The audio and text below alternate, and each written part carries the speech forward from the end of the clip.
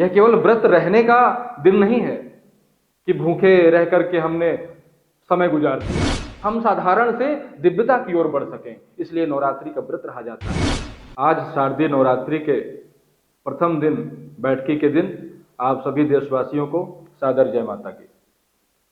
भारतीय हिंदू धर्म में अपने जीवन को व्यवस्थित करने, संतुलित करने, आध्यात्मिक बनाते हुए, देवी देवताओं की कृपा प्राप्त करते हुए अपने जीवन को उत्थान के मार्ग पर ले जाने के लिए सैकड़ों हजारों तरह के रास्ते हमारे ऋषियों मुनियों के द्वारा सुनिश्चित किए गए हैं।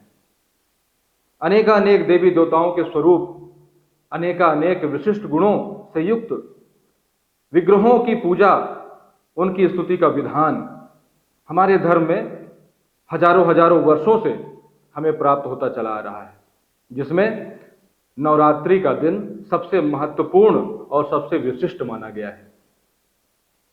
नवरात्रि यह विशिष्ट इसलिए भी है क्योंकि यह भगवती माता आदि शक्ति जगत जननी जगदम्बा की स्तुति और उनकी उपासना का दिन है।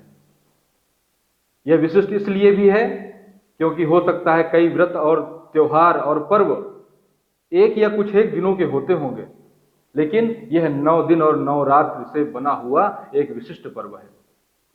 और इसमें ऐसा नहीं कि दिन का समय महत्वपूर्ण है तो रात का नहीं है, यह रात का समय बहुत विशिष्ट है तो दिन का नहीं है।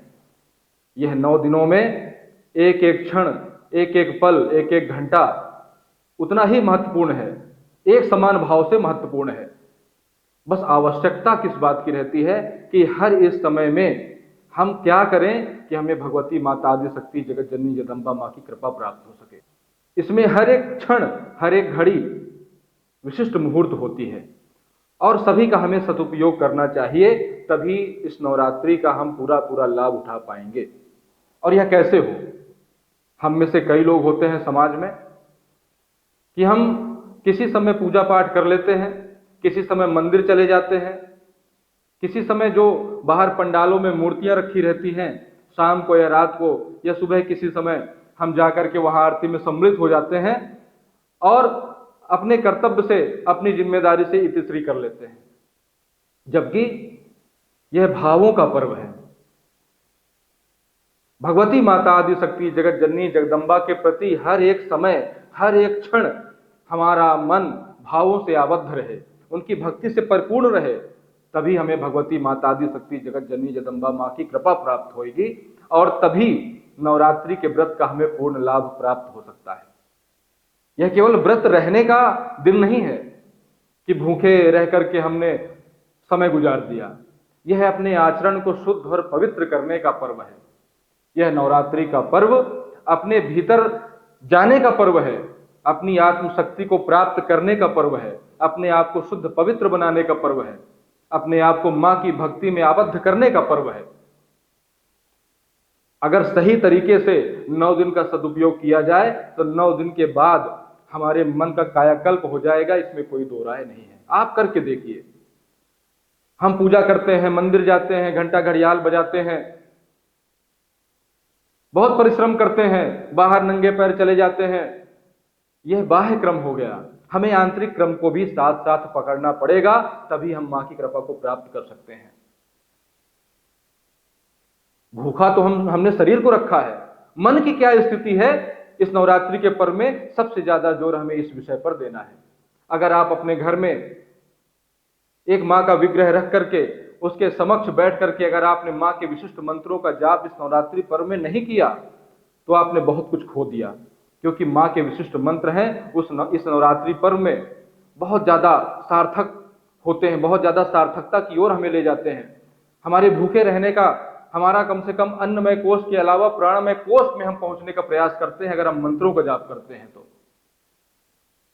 अगर हम नवरात्रि के पर्व में हमने दुर्गा सप्तशती का पाठ नहीं किया, हम व्रत रह किस लिए रहे हैं? मां के 9 स्वरूपों की पूजा 9 दिनों में होती है और उन 9 स्वरूपों के अलग अलग 9 गुण होते हैं।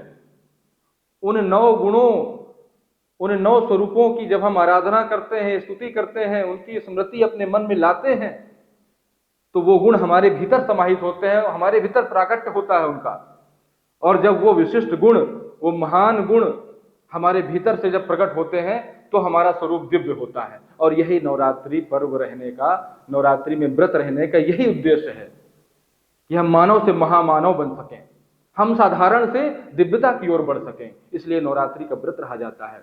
परम पूज्य गुरुदेव योगीराज श्री शक्ति पुत्र जी महाराज, जिनका संपूर्ण जीवन मां की भक्ति में ही बीत रहा, समाज को मां की भक्ति में जोड़ने में बीत रहा, उनके निर्देशन में उनके शिष्य हर वर्ष नवरात्रि के पर्व को बहुत ही संतुलित और मर्यादित होकर के ऐसा बिताते हैं कि उनको मां का आशीर्वाद मिलता है, उनके जीवन में परिवर्तन आता है। जनसाधारण को भी जानना चाहिए कि हम अपने घर में किस प्रकार से नवरात्रि के पर्व को बिताएं।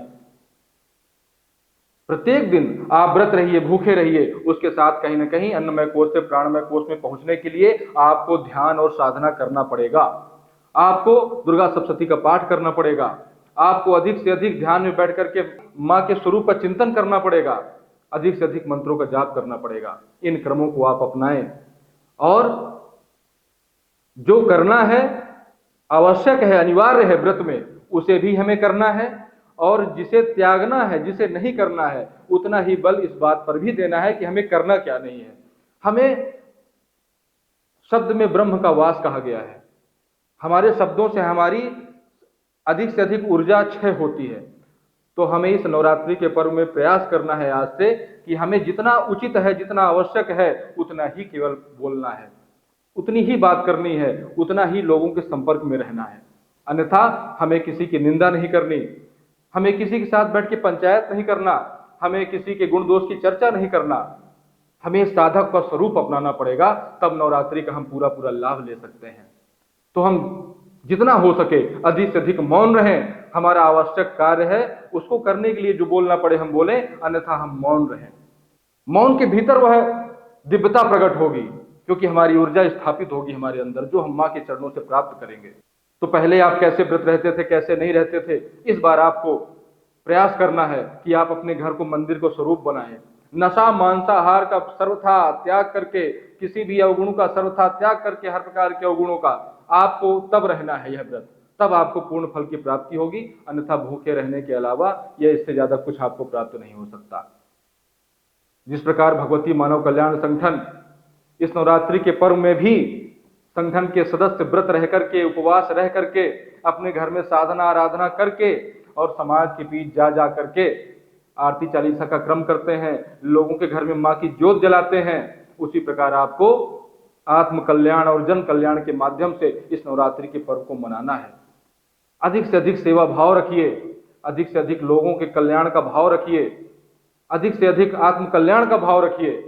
और ऐसा हो नहीं सकता कि आप इन तरीकों से अगर नवरात्रि के पर्व को मनाएं, भगवती माता आदि शक्ति जगत जननी जगदम्बा के चरणों में, अपने घर में, आप बाहर चाहे आरती में जाएं, चालीसा में जाएं, कहीं भी जाएं, लेकिन अपने घर में बैठ करके घंटा 2 घंटा, अगर 24 घंटे में भी कई लोग अनुष्ठान करते हैं, 9-9 10-10 घंटे मंत्रों का जाप करते हैं, अगर वह कर सके तो बेहतर, पूरी तैयारी के साथ, नहीं तो कम से कम घंटा 2 घंटा बैठ करके मां के चरणों में मौन रह के, अगर आपने भक्ति उनके चरणों में प्रेषित नहीं करी, आपने इतना समय नहीं निकाला, इतना संयम आपने नहीं किया, तो आपका व्रत व्यर्थ चला जाएगा। इसलिए प्रयास करिएगा कि अपने आप को साध करके, साधक को स्वरूप बना करके, और साधक के लिए जैसे गंगा नदी हर जगह पवित्र है, उसी प्रकार साधक का हर समय पवित्र होता है। ऐसा नहीं कि सुबह हम बहुत अच्छे रहे, शाम को बहुत अच्छे रहे, अब रात हो गई, ऐसा नहीं। नवरात्रि के 9 दिन 9 रात में बराबर साधक के भीतर साधक का भाव होना चाहिए, तब आपको मां की कृपा, ऐसी कृपा प्राप्त होगी कि आपके जीवन में अभूतपूर्व परिवर्तन आएगा।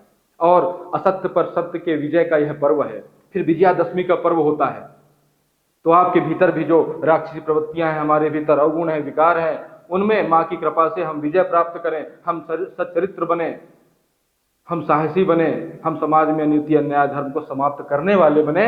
इसलिए नवरात्रि के व्रत को रह करके हमें अपने जीवन में परिवर्तन लाना है। इस भाव के साथ आपको नवरात्रि पर्व में व्रत रहना है और मां के चरणों में बारंबार निवेदन करना है कि हमारे जीवन में मां परिवर्तन आए, हमें भक्ति ज्ञान आत्मशक्ति की प्राप्ति हो, हमारे गुरुदेव जी की कृपा हमें प्राप्त हो, हमारे जीवन में हम अधिक से अधिक आत्म कल्याण और जन कल्याण के पथ पर बढ़ चलें। यही इस व्रत को रह करके मां के चरणों में आपको कामना करनी चाहिए, और इन्हीं चीजों से हमारा सर्वांगीण विकास होता है। भौतिक हो या आध्यात्मिक, हर क्षेत्र में माँ की कृपा से उत्तरोत्तर उन्नति होती चली जाती है। यह नवरात्रि का पर्व आप सभी के लिए मंगलकारी हो, आप सभी को माँ की बारंबार कृपा प्राप्त हो। ये इस पर्व में आप अपने परिवार के सहित इतनी भक्ति करें कि माँ की कृपा को आप सभी प्राप्त हों। इन्हीं सभी शब्दों के साथ पुनः जय माता की, जय गुरुवर।